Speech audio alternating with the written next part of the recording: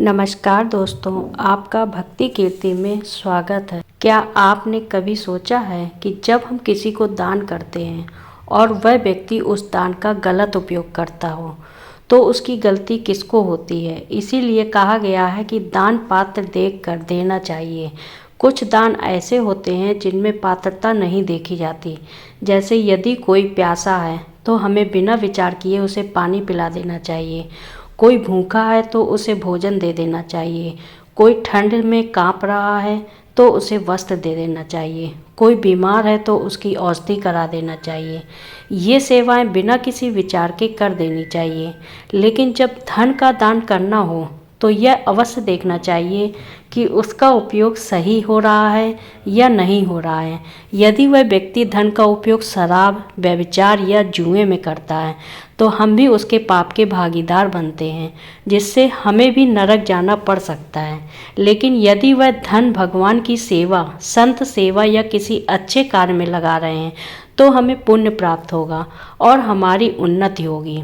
इसलिए रुपया बहुत सोच समझकर देना चाहिए। जबकि भोजन, वस्त्र, औषधि और जल किसी को भी दिए जा सकते हैं। दान का सही लाभ नहीं मिल पाने के दो प्रमुख कारण होते हैं। पहला, देह अभिमान, यानी जब व्यक्ति अपने दान को प्रचारित कर देता है तो उसका पुण्य समाप्त हो जाता है। दूसरा, गलत पात्र को दिया गया दान। मांगने के समय व्यक्ति दीन होता है, लेकिन बाद में यदि वह अनुचित आचरण करता है तो वह अपराध हमारे ऊपर भी आएगा। इसलिए गौ सेवा के रूप में चारा देना, संत सेवा करना और जहां हमारे धन का सही उपयोग हो वहीं दान करना सबसे उत्तम होता है।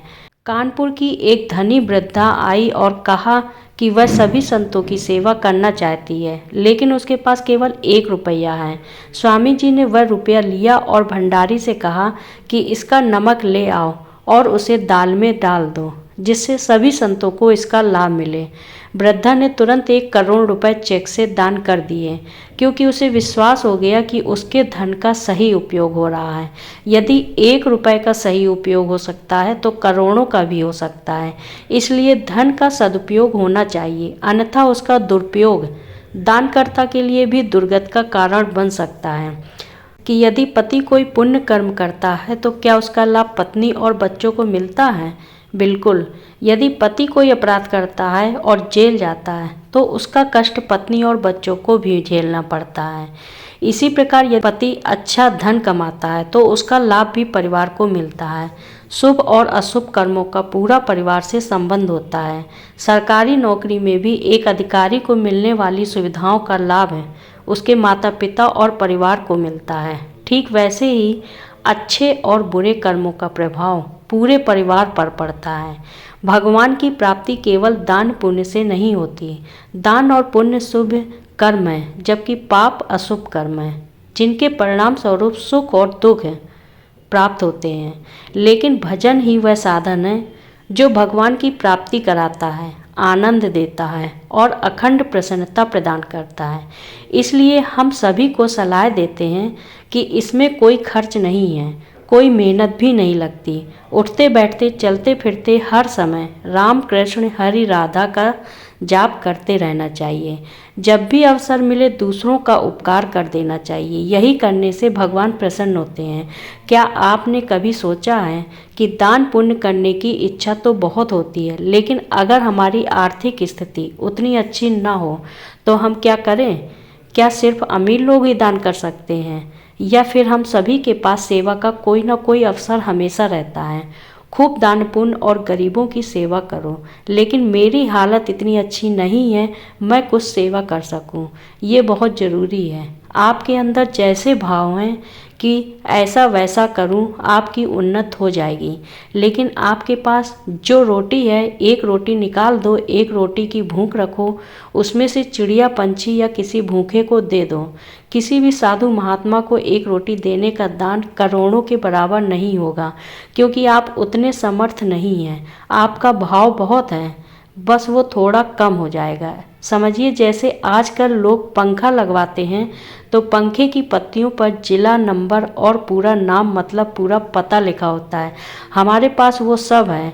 हम 3 में से 1 रोटी निकाल लेते हैं और बाकी 2 को जानवरों को दे देते हैं या फिर गांव में बांट देते हैं। अगर किसी भूखे को ज़्यादा ज़रूरत हो तो हम उपवास कर लेते हैं और 4 रोटियां किसी को दे देते हैं।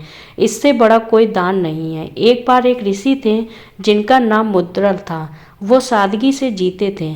सिलोच कहते हैं कि जैसे किसान अपनी फसल काटता है वैसे ही शास्त्रीय शब्द का मतलब है।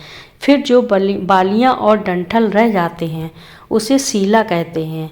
सेल और बाजार में जो चीज़ें बेची जाती हैं वो सब उठ जाती हैं। अब जो डंठल रह जाते हैं उन पर बहुत मेहनत करनी पड़ती है। माँ, ये लोग लगभग 15 किलो इससे जीवन गुजारते थे। रात दिन भजन और तपस्या करते थे और इसी से जीवन यापन भी करते थे। पर उनका एक नियम था कि अगर उनके पास कोई आया ही नहीं तो एक बार उनकी परीक्षा के लिए ऐसा हुआ कि एक ऋषि के रूप में कोई भी नहीं आया। फिर मुझे ये समझ में आया कि पानी पीने पर हमारी मेहनत कितनी कठिन है। बिन बिन करके दाना एकत्रित करते हैं तो वे सत्व यज्ञ के बराबर है। जहाँ भगवान बैठे हैं राजस्व यज्ञ नहीं हुई। हमें ये जरूर नहीं लगता कि हमारे पास धन नहीं है। हमारे पास जो भी है उसी में से हम अपने परिवार का पेट पालते हैं। अगर 1 रोटी भी मिल जाए तो वो बहुत बड़ा दान है।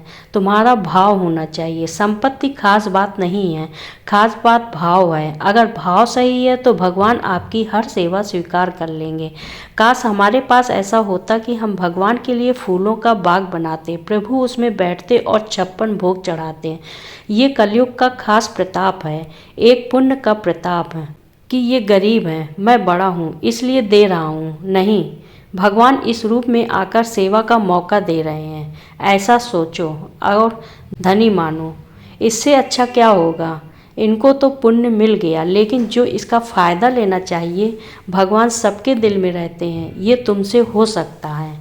सबके प्रति भाव होना चाहिए। मौका मिल जाए तो मृदुल वचन, पानी और रोटी का टुकड़ा, ये तो कोई भी दे सकता है। आज हम उपवास करेंगे, आज का भजन हम किसी को बताएंगे।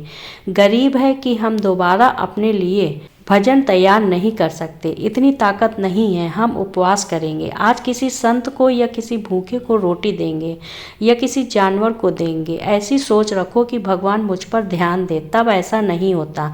लेकिन वो गाना आएगा तो हो सकता है कि ऐसी परेशानी हो जाए। ध्यान रखना कि जिस भाव से हम जुड़ते हैं वो खत्म ना हो जाए। बहुत सावधानी से चलो, भगवान जी हमें सही स्थिति में रखें, ये बहुत अच्छा है। और भाव बढ़ते रहें। जो भगवान भाव के भूखे हैं, मैं भी भाव का भूखा हूँ। अगर भाव से मुझे छू लिया तो बहुत से संकट दूर हो जाएंगे। ये भगवान का वचन है। दान केवल पैसे का नहीं होता, मृदुल वचन, 1 गिलास पानी और 1 रोटी का टुकड़ा भी बहुत बड़ा दान है। सेवा का अवसर मिले तो इसे भगवान का दिया सौभाग्य मानो, न कि अपनी महानता। जब हम सच्चे भाव से सेवा करते हैं तो भगवान हमारी हर कठिनाई को दूर कर देते हैं। इसलिए आज ही कुछ अच्छा करने का संकल्प लीजिए। एक भूखे को भोजन दें, किसी को मीठे बोल दें, किसी ज़रूरतमंद की मदद करें।